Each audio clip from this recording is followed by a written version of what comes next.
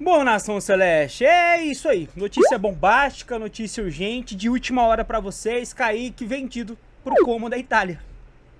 Não é clickbait, não é sensacionalismo, é a informação da fonte que é simplesmente o principal jornalista de mercado da bola do planeta. Ele acabou de ser taxativo. Enfim, tô bravo, rapaziada. Eu nunca fiz uma pauta e uma capa tão pistola e bufando tanto. Não me lembro. Tô pistola. E acho que você vai ficar também. Bora pra capa de mais um conteúdo. Bom, Nação Celeste, eu só peço, antes de mais nada, logo de cara, o seu like, o seu joinha, que contribui demais aqui, tá?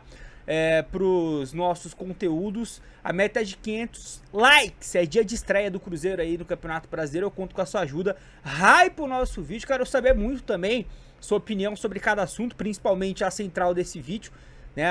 A informação central.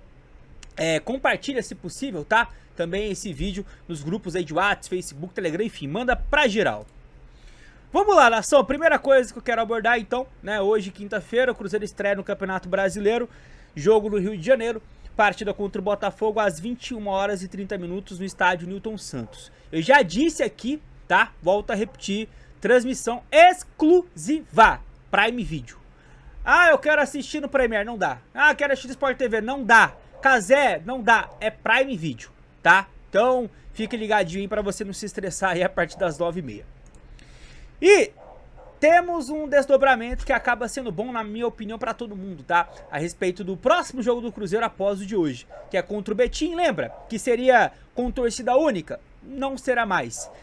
A gente vai ter torcida dividida, tá? Pra ambos os lados aí. E já iniciou, inclusive, a venda para a torcida visitante. No caso, para o Cruzeiro. Os cruzeirenses que querem estar prestigiando o Cruzeiro em Betim, tá? Deixa eu trazer aqui os detalhes para vocês dos números de ingressos. Serão 3.750 ingressos no total, sendo desses 375 destinados à torcida do Cruzeiro. Jogo na Arena Urbissan, beleza? E também já abriu no site do Cruzeiro, sócio 5 estrelas, a venda para o próximo jogo do Cruzeiro como mandante, que vai ser contra o Coritiba, segunda rodada do Campeonato Brasileiro. Jogo na próxima quinta, dia 5, às 21h30, tá bom? Se quiser já comprar, fica à vontade, que também as vendas de ingressos já iniciaram. E para esse brasileiro, nação, o Cruzeiro ele é obrigado a levar uma lista de pelo menos 25 jogadores inscritos na competição, para iniciar, para ter o pontapé inicial na competição. O Cruzeiro tem um limite máximo aí de jogadores para ser inscritos, são cerca de 50, e tem até outubro para inserir ou fazer trocas nessas listas. Então inserir jogador mais jovem ou com nova contratação, enfim. E aí tá aqui a lista, tá? Eu não vou ler todos os nomes, mas eu só quero destacar que aqui a gente tem mais um capítulo do que a gente já vem falando nos últimos dias, da certeza da saída do Wallace, porque o Wallace não foi inscrito na função aqui de meio campistas, né? Nesse setor a gente tem Romero, Lucas Silva, Christian Japa, Matheus Henrique, Gerson e Matheus Pereira, tá bom? Chama a atenção também a ausência de alguns nomes, tá? Alguns jovens jogadores, como por exemplo Vitor Lamounier, Bruno Alves, Janderson, Murilo Hickman, Batistella, Juan Gabriel, Vitinho, Rodriguinho, o próprio Wallace que eu mencionei e o Lelis. Desses todos, o Wallace é o que distou, o resto são jovens jogadores aí que também acabaram nem sendo inscritos, mas podem ser, tá? A qualquer momento aí, quando o Cruzeiro achar que é necessário. Beleza? E aí, nação, uma mudancinha que vai ter, tá? Para as competições CBF nessa temporada, e que foi aí informada nessa semana, nessas últimas horas, é a localização da cabine do VAR, tá? O VAR já foi bastante utilizado aí nessa estreia de brasileiro, mas vai ter uma alteração no local que ela fica. Atualmente ela fica geralmente entre os bancos de reservas. Você concorda comigo que é uma pressão muito grande, né, para os árbitros isso? E vai mudar. A tendência é que ela fique do outro lado, longe dos bancos de reservas. Centralizado, só que do outro lado, para evitar ali aproximação de árbitro, aproximação de técnico, de jogador, de algum membro da comissão técnica, enfim. É uma mudança que até vejo com bons olhos, bora ver se vai surtir algum efeito isso na prática. E Nação Celeste, algo que já havíamos noticiado lá na virada do ano, dezembro para janeiro, né? E que foi confirmada pelo Dorival Júnior, ele abriu o jogo sobre isso, é que o Corinthians tentou a contratação do Gerson em meio às negociações do jogador com o Maior de Minas. O Gerson,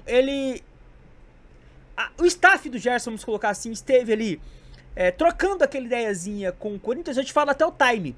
Foi quando o Bruno Spindel, ele quase fechou com o Corinthians. Ele já tinha fechado verbalmente e o Corinthians meio que depois deu pra trás, digamos assim, tá? Ele fechou com o Corinthians, aí ele pediu o contrato pra poder assinar e finalizar o acordo. O Corinthians demorou 1, 2, 3, 4, 5 dias. O cara falou, então, pelo visto, vocês estão dando pra trás, então eu já anuncio oficialmente nas minhas redes sociais que tínhamos um acordo prévio e a partir daí a gente desiste. Por que o Bruno Spindel, rapaziada? Porque ele é muito próximo ao Gerson. O Gerson citou nominalmente o executivo na chegada do Cruzeiro, em entrevistas no plural, né, coletivas aí a respeito do impacto, né, do Bruno nessa chegada dele ao Maior de Minas. Tá? Vou abrir aspas aqui para vocês terem uma noção do que disse o Dorival. E quando a gente fala em contratações, nós fomos atrás do Gerson, nós fomos atrás de Malcom, nós fomos atrás de jogadores aí também importantes. Só que nós temos que ter consciência, a nossa prateleira não é essa. Nesse momento não é essa. Eu gosto. Tá aí, tá? Só foi essas aspasinhas aí, não quero me prolongar muito não, mas só pra destacar, só pra confirmar a informação que a gente havia trazido, né? Com algumas apurações interessantes a respeito dessa procura do Corinthians. Em algum momento o Corinthians foi concorrente do Cruzeiro nessa busca pelo Gerson, tá? Mas o Dorival explicou pelo óbvio, né? Faltou o money. E pra finalizar o vídeo, nação, bora falar do Kaique, né? Rapaziada, Fabrício Romano é referência pra todos nós jornalistas. O Samuel Venâncio já elogiou o jornalista algumas vezes. Fabrício Romano, ele acaba de trazer a seguinte notícia. Tá fresquinha, tá? Exclusivo. Como é o time da Itália, tá? Fecha acordo para contratar Kaique do Cruzeiro como novo lateral esquerdo. Tudo acertado entre os clubes. Não é que está próximo de fechar, não é que a coisa avançou, não é que o Como fez uma proposta que agradou e o Cruzeiro estuda. Ele crava tudo acertado entre os clubes. 10 milhões de euros, ele traz até valores, tá? 10 milhões de euros fixos, mais 2 milhões de taxa adicional, os mesmos valores do Cauã Prates. Acordo verbal alcançado hoje. Ele tuitou isso aqui, rapaziada, por volta das 9 e pouco da manhã. Então, eu tô gravando esse vídeo 9h58. Você vai ver esse vídeo a partir das 10h15, 10h30.